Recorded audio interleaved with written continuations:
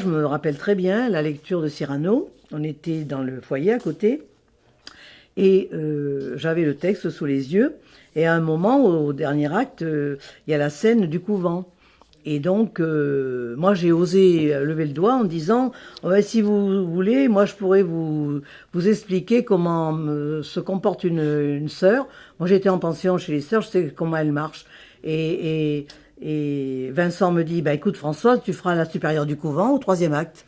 Ah, je dis, bah, attends, c'est pas possible. En plus, c'était des vers, hein. Cyrano, c'est un texte pas facile. Enfin bref, me voilà embarqué dans cette histoire. Moi, je jouais, comment il s'appelle, Christian de Villette, et Vincent, il jouait Cyrano. Et alors, c'était la scène où quand Christian a provoqué Cyrano tout le temps en disant le nez, le pif, le paf, etc. etc. Alors, à un moment, Cyrano chasse tous les cadets, et on se dit, tout le monde se dit, il va le trucider, quoi.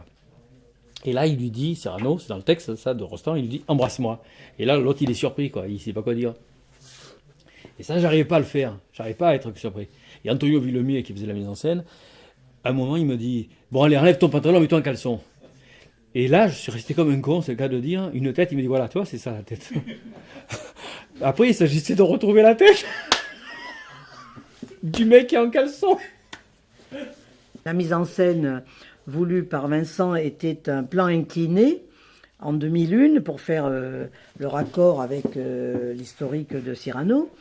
Et donc, on avait des problèmes parce que nous devions arriver par le haut du plan incliné et arriver au centre. Et Vincent nous disait attention de ne pas glisser. Or, des sœurs en délégation, elles ne peuvent pas se casser la figure, c'est pas vrai. Alors, j'ai amené, c'est un détail assez savoureux, j'ai amené de l'hôpital un glucosé à 10% pour badigeonner le sol, pour qu'on puisse coller au sol pendant la descente de ce plan incliné. Ça, je tenais à le dire parce que c'est extraordinaire. Le moment de stress, c'est le moment où Vincent n'a pas seulement oublié son texte un soir, c'est qu'il a perdu le nez.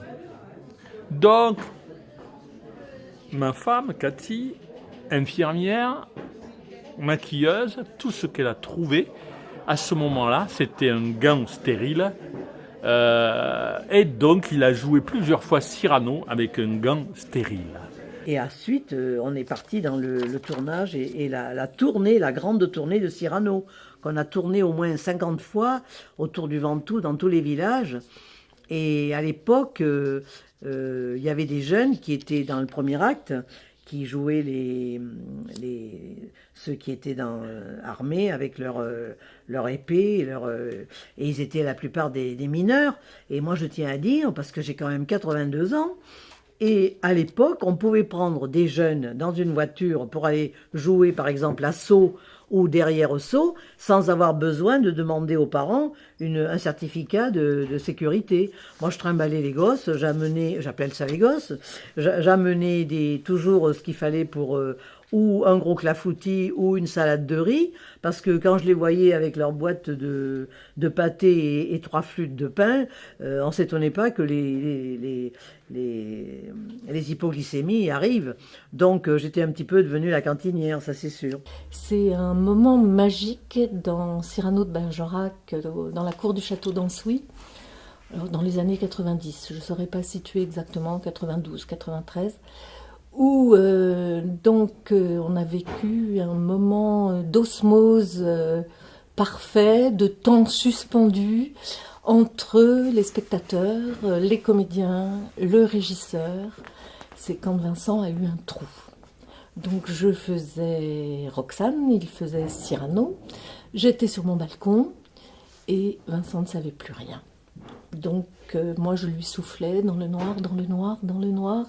Lui, il en était malade, il était dans une émotion intense, le public était suspendu à cette émotion. Nous, ça a été quand même un long moment de solitude aussi, parce qu'on le voyait bloqué, et on était là, et on soufflait, et on voyait tout ce beau monde-là. Ça a été un moment très difficile. Et le régisseur, Patrick, qui connaissait bien Vincent, a fait le noir. Donc il y avait vraiment une telle écoute de tout le monde, que Patrick a senti qu'il pouvait faire le noir, Vincent a pu sortir de scène. Nous, on était scotchés sur le plateau, les spectateurs étaient en suspens. En coulisses, Françoise, qui est infirmière, a donné un remontant à Vincent qui est revenu vite sur scène, qui a balbutié, et puis c'est reparti. Et je pense que dans mon histoire au Trac, il n'y a pas eu plus belle ovation à la fin du spectacle que ce soir-là. La complicité du public qui avait vécu ce moment unique, on était dans le spectacle vivant.